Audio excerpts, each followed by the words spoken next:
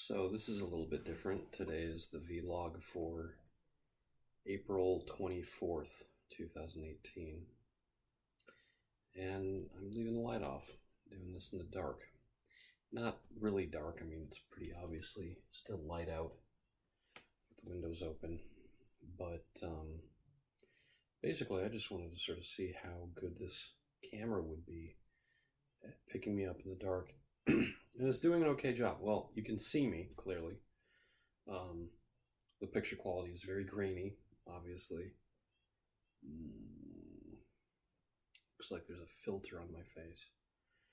But I'll admit that one of the reasons I wanted to do this in the dark is I've been crying a little bit and I didn't want to look too puffy-eyed, too red. I've had very red eyes for about a week and a half now, not surprisingly. And yeah, I've liked being in the dark for a very long time. Not being in a dark place that's unfamiliar. There's always something sort of nerve-wracking about trying to stumble around a place you don't know in the dark and getting lost very easily. But if I'm familiar with a place, I don't feel scared at all to be around it in the dark, with a couple exceptions. I'll tell a story. So, the neighborhoods that I live with are all connected by a series of streets. And if you go down my cul-de-sac, turn left and right, you'll move from a neighborhood called Heritage Hills to Hampton Woods. I probably shouldn't say the names of these neighborhoods because that'll make it really easy to figure out where I am. But whatever.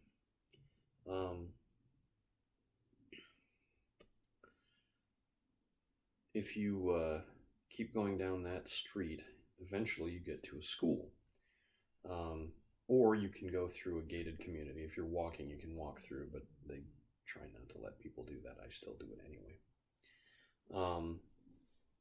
But whichever way you go, it loops around. And it ends up in a neighborhood called Timberline. And when I was very little, we lived in a subsection of Timberline. So I actually live about a mile and a half, maybe, from the house where I lived when I was 3 years old. Just ended up that way. My family really likes this area, and I do too. And in Timberline, the subsection that I lived in is connected to a larger part of Timberline by a little path that goes behind a park down a set of stairs in a wooded area. They're outdoor stairs.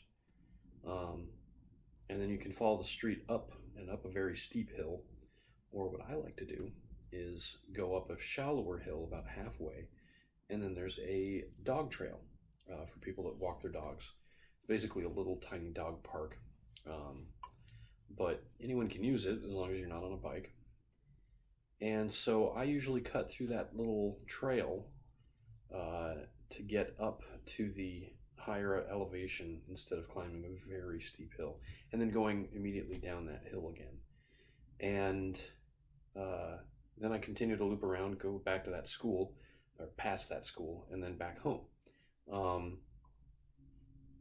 For Halloween one year, I put on a little costume and I went over to that other neighborhood and I parked my car and I just sort of walked around and kept an eye on things and made sure the teenagers weren't doing anything super rowdy, and they weren't.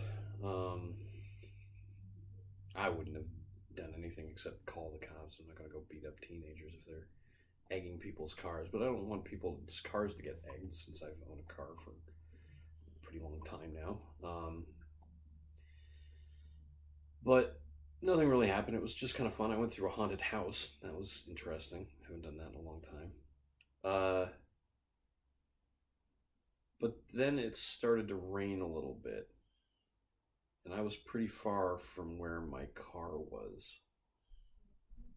So I cut through the dog trail at night on Halloween. And then it started pouring down rain.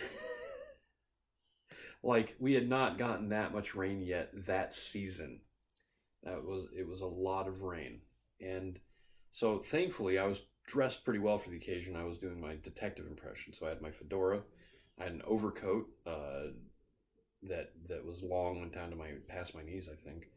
And I bundled that up and kept walking. Wool coat, very nice coat. Picked it up at Value Village. But pouring down rain, making so much noise I can barely hear my own breathing. Couldn't hear my own footsteps. And yeah, and it's completely pitch black. I was navigating with the light on my phone. And I just imagined around every corner that there would be 10 wolves and a bear waiting to eat me, and every few feet there was going to be another pack of wolves and another bear until I got through the entire area with what I was certain was 100 wolves and 10 bears chasing behind me, ready to jump out. I'm afraid of bears. Strictly speaking, I'm afraid of bears because of Skyrim, which is a game where you kill dragons and it's a breeze, but any bear you come across is a killing machine that you have to take very seriously. So, and it turns out that neighborhood has had a bear problem in the past. So, I wasn't even imagining, I was imagining those 10 bears, but it wasn't that far from the truth. However, it was raining so hard that night that I'm sure any wildlife in that park was desperately trying to stay warm and sleep, not try and eat me. But the sentiment was still there, the feeling, that fear. And that was an area that I'd walked through in daylight plenty of times, but at night things change. And while I do love the mystery of darkness and night, sometimes I love it from the inside of a nice, warm, well-lit house. So, story time. I should have saved that one for Halloween because I'm going to have to do one of these around Halloween time. Anyway, I've been Eric Spornitz, and tomorrow will be better.